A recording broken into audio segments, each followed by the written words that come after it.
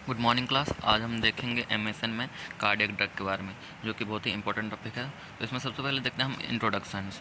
Cardiac drug एक ऐसा drug होता है जो भी हार्ट में किसी प्रकार का प्रॉब्लम होता है तो उसको जो ट्रीट करने के लिए हम जिस ड्रग का हम यूज करते हैं उसको हम कार्डियक ड्रग कहते हैं। जैसे कि इसमें बताया गया है कि पॉजिटिव एंडोट्रोपिक इफेक्ट। पॉजिटिव एंडोट्रोपिक इफेक्ट मतलब होता है कि हार्ट में टू टाइप्स के कॉन्ट्रैक्शन पाए जाते हैं। एक होता है पॉजिटिव कॉन्ट्रैक्शन और एक होता है नेगेटिव कॉन्ट्रैक्शंस। तो ये कार्डियक जो ड्रग होता है ये हमारे पॉजिटिव कॉन्ट्रैक्शन को इंक्रीज़ कर देता है और जो नेगेटिव कॉन्ट्रैक्शन होता है उसको डिक्रीज़ कर देता है। और कार्डियक ड्रग जो है हमारे हार्ट में ऑक्सीजन सप्लीमेंट को इंक्रीज़ कर देता है, जिससे हमारा हार्ट जो है वो नॉर्मल फंक्शन करने लगता है। फिर इसके बाद हम देखते हैं इसका definitions. Cardiovascular drug are the common name जो कि डिफरेंट टाइप के हार्ट प्रॉब्लम को ट्रीट करने में हेल्प करता है। जैसे कि अगर हार्ट में किसी प्रकार का इन्फ्लामेशन हो जाता है, उसमें ब्लड सप्लाई नहीं हो पाता है या फिर किसी प्रकार का हार्ट रेट इरेगुलर हो जाता है तो उसको ट्रीट करने के लिए हम कार्डियक ड्रग का यूज़ करते हैं। जैसे कि इसमें बताया गया है कि वेस्कुलर सिस्टम में कोई प्रॉब्लम हो जाता है, जैसे कि हमारा वेन और आर्टरी में किसी प्रकार का ब्लॉकेज हो जाता है, उसमें ब्लड फ्लो अच्छे से नहीं हो पाता है तो उसको ट्रीट करने के लिए हम जो कार्डियक ड्रग का यूज करते हैं। फिर इसमें बताया गया है मैकेनिज्म ऑफ एक्शंस कि कार्डियक ड्रग हमारे बॉडी में कैसे काम करता है। कार्डियक ड्रग में जो है ग्लूकोसाइड प्रेजेंट रहता है जो हमारे हार्ट मसल्स में प्रेजेंट एंजाइम कैल्शियम सोडियम कैप्टेज को इनहिबिट करता है, जिससे कि हमारे कार्डियक मसल्स में सोडियम और कैल्शियम का लेवल जो है इंक्रीज़ हो जाता है और हमारा हार्ट जो है अच्छे से फंक्शन करने लगता है और ये जो हमारे कार्डियक जो कॉन्ट्रैक्शन होता है, पॉजिटिव कॉन्ट्रैक्शन, उसको इंक्रीज़ कर देता है। तो ये जो है इसका इस प्रकार से मैकेनिज्म होता है कार्डियक ड्रग का। फिर उसका देखते हैं हम इंडिकेशंस। उसका इंडिकेशन जो है सबसे पहले देखते हैं कि इंडिकेशन मतलब होता है कि कब हमको ये कार्डियक ड्रग का यूज करना चाहिए। तो सबसे पहले देखते हैं ट्रैकीकार्डिया में हम इसको यूज कर सकते हैं। ट्रैकीकार्डिया मतलब होता है कि जब हमारा हार्ट रेट इंक्रीज़ हो जाता है तो उसको जो है हम ट्रीट करने के लिए जो है कार्डियक ड्रग का यूज करते हैं। फिर है हार्ट फेलियर। अगर किसी प्रकार से हमारा हार्ट जो है फेल हो जाता है, वो काम नहीं कर पाता सही से, तो उसको बोलते हैं हार्ट फेलियर। फिर है वेंट्रिकुलर रेट कंट्रोल करने के लिए। अगर वेंट्रिकुलर रेट जो है इंक्रीज़ हो जाता है, उस पर जो है ज़्यादा प्रेशर पड़ता है तो उसको जो है कंट्रोल करने के लिए भी हम कार्डियक ड्रग का यूज करते हैं। फिर आर्ट्रियल फाइब्रिलेशंस मतलब कि अनियमित हार्ट रेट हो जाता है किसी प्रकार के, मतलब हार्ट में अगर किसी प्रकार का क्लॉटिंग हो जाता है या फिर उसमें हार्ट स्ट्रोक हो जाता है तो उसकी प्रकार से जो है हमारा हार्ट जो है हार्ट का रेट जो है अनियमित हो जाता है, तो इस वजह से भी हम कार्डियक ड्रग का यूज़ करते हैं। फिर आर्ट्रियल टैक्सिया के कंडीशन में भी हम कार्डियक ड्रग का यूज़ कर सकते हैं।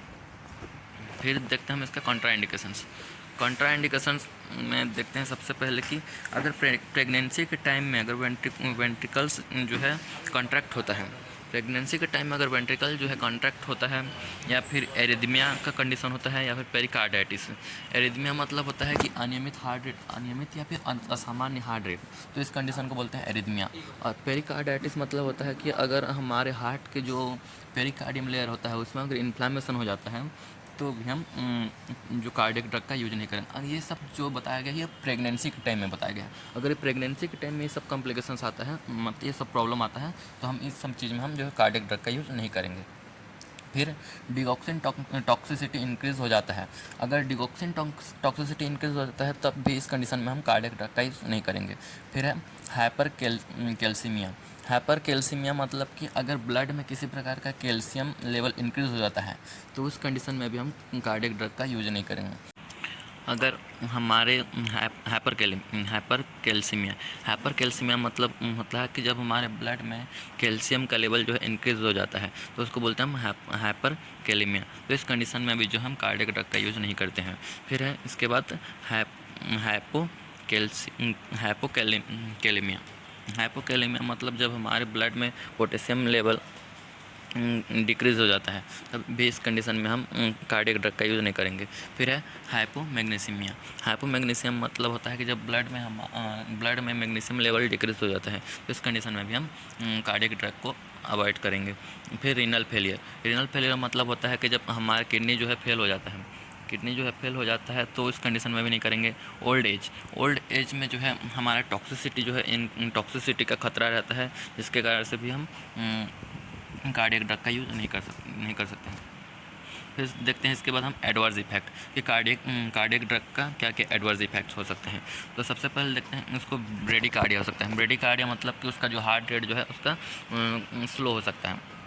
फिर वीकनेस हो सकता है, फटीग हो सकता है, नोज़िया हो सकता है, वोमिटिंग हो सकता है।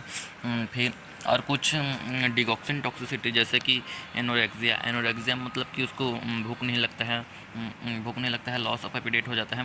विजुअल डिस्टर्बेंस मतलब किसी भी चीज़ को देखने में उसको दिक्कत होता है। वेस्कुलर प्रॉब्लम मतलब उसको उसके जो ब्लड वेसल्स होते हैं उसमें ब्लॉकेज हो जाता है, जिससे कि उसका ब्लड फ्लो अच्छे से नहीं हो पाता है। फिर हार्ट ब्लॉकेज हो जाता है। हार्ट ब्लॉकेज की कंडीशन से भी हम हो सकता है एडवर्स इफेक्ट उसका।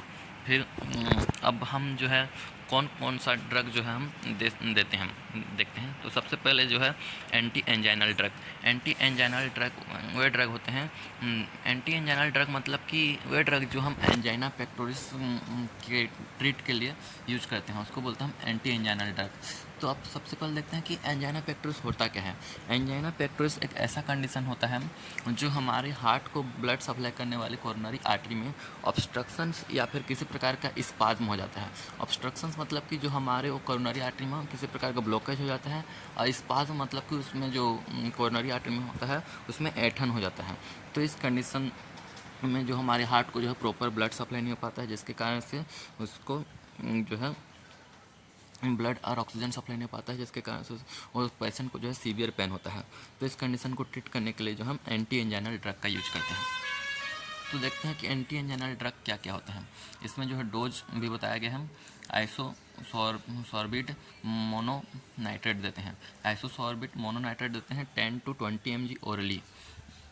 फिर आइसोसॉर्बिट डाइनाइट्रेट देते हैं। आइसोसॉर्बिट डाइनाइट्रेट देते हैं 30 to 48 mg ओरली।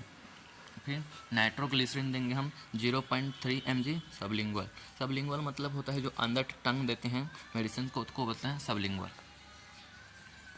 फिर है एंटी हाइपरटेंसिव ड्रग मतलब जो हमारा ब्लड प्रेशर होता है अगर नॉर्मल वैल्यू से अगर इंक्रीज़ हो जाता है तो उसको बोलते हैं हाइपरटेंशन।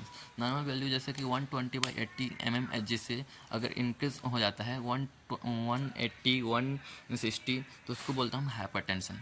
तो इस कंडीशन को हम ट्रीट करने के लिए हम जो है एंटी हाइपरटेंसिव ड्रग देते हैं। तो एंटी हाइपरटेंसिव ड्रग को जो है 5 पार्ट में उसको क्लासिफाइड किया गया है। सबसे पहला है बीटा ब्लॉकर्स मतलब कि वे बीटा ब्लॉकर्स मतलब होता है ये हमारे बॉडी बीटा ब्लॉकर जो है हमारे बॉडी में जो एड्रेनलिन और नॉन एड्रेनलिन जो स्ट्रेस हार्मोन को सेक्रेट करता है उसको जो है रोकता है, इनहिबिट करके रखता है। अगर ये हार्मोन्स अगर जो है सेक्रेट होता है तो हमारे हार्ट को जो है नुकसान पहुंचाता है। तो इसको जो है बीटा ब्लॉकर जो है उसको रोक के रखता है।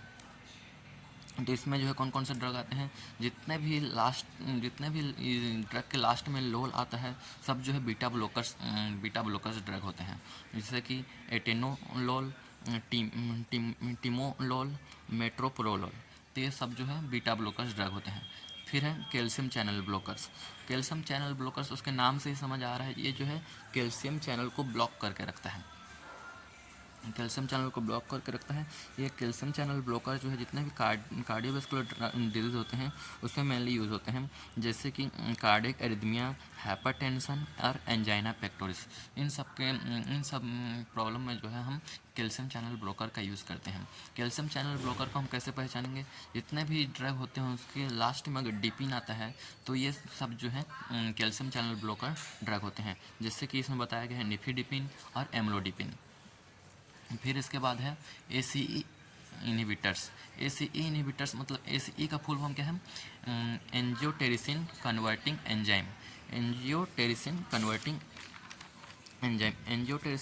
एंजाइम जो है वो मेनली ब्लड प्रेशर को रिड्यूस करने के लिए यूज़ किया जाता है।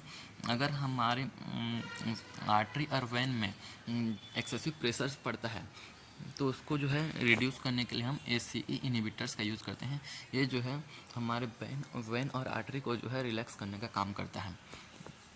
तो जितने भी एसी इनहिबिटर्स मेडिसिन को हम कैसे पहचानेंगे, जितने मेडिसिन के लास्ट में प्रिल आता है, जैसे कि कैप्टोप्रिल्स, रेमिप्रिल्स और लिसिनोप्रिल्स, तो ये सब जो है हमारा एसीई इनहिबिटर ड्रग्स होते हैं। फिर इसमें हम देखते हैं डायरेटिक्स। हम डायरेटिक्स जो है एंटी हाइपरटेंशन, जो माइल्ड और मॉडरेट हाइपरटेंशन को कंट्रोल करने में जो है यूज़फुल होता है डायरेटिक्स। तो इसमें सबसे पहले देखते हैं हम फ्रोसामेड, जिसको हम लेसिक्स के नाम से भी जानते हैं। फिर अमीलोराइड्स जो होता है उसको भी देखते हैं, और फिर स्प्रिनोलैक्टॉन्स, ये जो है सब डायरेटिक्स होता है जो हमारे माइल्ड और मॉडरेट हाइपरटेंशन को कंट्रोल करता है। फिर है वेसोडायलेटर्स मतलब कि जितने भी हम ब्लड वेसल्स में अगर किसी प्रकार का ऑब्स्ट्रक्शंस या फिर ब्लॉकेज हो जाता है तो उसको रिड्यूस करने के लिए जो भी मेडिसिन का हम यूज करते हैं उसको हम वेसोडायलेटर्स बोलते हैं। जैसे कि इसमें बताया गया है कुछ ड्रग, हाइड्रालाइजिन, मिनोक्सिडिल, डाइजोजाइड, ये जो ड्रग होते हैं ये जो है वेसोडायलेटर ड्रग होते हैं जो कि ब्लड वेसल्स को डायलेट करते हैं। फिर इसके बाद देखते हैं हम anti arrhythmic drug. Anti arrhythmic drug मतलब कि हम पहले भी पढ़ चुके हैं। एरिथमिया मतलब होता है कि जो हार्ट रेट होता है वो इरेगुलर हो जाता है, अनियमित या फिर असामान्य हो जाता है। कभी वो इंक्रीज हो जाता है तो कभी वो डिक्रीज हो जाता है। तो इस कंडीशन को बोलते हैं एरिथमिया। तो इस कंडीशन को रोकने के लिए हम जो है एंटी एरिथमिक ड्रग का यूज करते हैं। तो एंटी एरिथमिक ड्रग इसमें बताया गया है, क्विनिडिन देंगे हम उसको 200 to 300 mg 3 से 4 टाइम के लिए देंगे। लाइडोकाइन देंगे 1 mg पर kg IV इंजेक्शन के थ्रू। लिग्नोकाइन देंगे 100 mg IV। प्रोपेनोलोल उसको जो है 800 mg देंगे दिन में 2 बार। फिर एटेनोलोल देंगे उसको 50 to 100 mg। ब्रेटिलियम देंगे उसको 5 to 10 kg। फिर उसके बाद जो है एंटीकोगुलेंट ड्रग मतलब वो ड्रग होते हैं जो एंटीकोगुलेंट मतलब कि जो क्लॉटिंग प्रोसेस के अगेंस्ट काम करते हैं उसको बोलते हैं हम एंटीकोगुलेंट्स। ये जो है हमारे वेन में किसी प्रकार का थ्रोम्बोसिस हो जाता है तो उसको जो है ट्रीट करने के लिए हम इस ड्रग का यूज करते हैं। तो इसमें हम बहुत सारे ड्रग्स के बारे में बताया गया है, जैसे कि हेपरिन, वारप्रिन और फेनिनिडियोन। तो हेपरिन जो है उसको 5,000 से 10,000 यूनिट IV दे सकते हैं उसको, और वारप्रिन जो है हम उसको 20 to 30 mg ओरली दे सकते हैं, और फेनिडियोन जो है उसको दे सकते हैं 200 से 300 mg। फिर लास्ट है इसमें हाइपोलिपिडेमिक ड्रग्स। इसको जो हम एथ्रोस्क्लेरोसिस भी बोलते हैं। हाइपोलिपिडेमिक को जो है एथ्रोस्क्लेरोसिस बोलते हैं। एथ्रोस्क्लेरोसिस मतलब होता है जो हमारे ब्लड वेसल्स होते हैं उसमें किसी प्रकार जो ब्लड वेसल्स होते हैं उसमें जो ब्लड में कोलेस्ट्रॉल प्रेजेंट होते हैं उसमें वो जो है एक फॉर्मेशंस कर लेते, मतलब कि उसमें जो ब्लड वेसल्स में इकट्ठा होकर के एक ऑब्स्ट्रक्शंस कर देते हैं, एक प्लग का फॉर्मेशन कर देते हैं। तो इस कंडीशन को जो है हम एथ्रोस्क्लेरोसिस बोलते हैं। तो इसको ट्रीट करने के लिए हम जो ड्रग, इसमें बहुत सारे ड्रग बताए गए हैं, जैसे कि एटोरवेस्टिन, सिम्वासर्टेन और लोवासर्टेन, क्लोफ्रिब्रेट, लोस्टेटिप्रोल्स, इस सब का ड्रग यूज़ करके हम जो है एथ्रोस्क्लेरोसिस को हम ट्रीट कर सकते हैं।